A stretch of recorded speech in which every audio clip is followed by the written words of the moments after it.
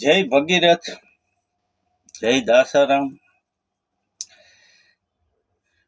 મારી વાત થોડીક કડવી હોય, પણ આમ લીમડા જેવી કડવી હોય.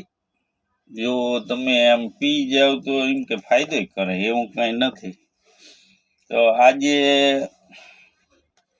એક ભાઈની હગાઈમાં આવ્યો તો વિચાર આવ્યો કે હગાઈનો માહોલ જે જોઉં ને તો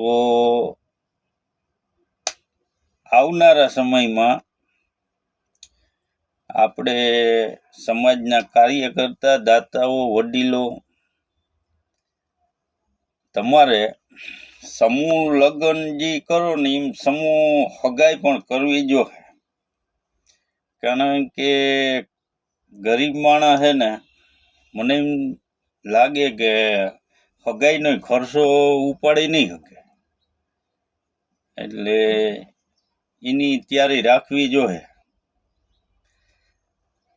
બસ આપણે આ જેટલું કહેવાનું છે. જય માતાજી.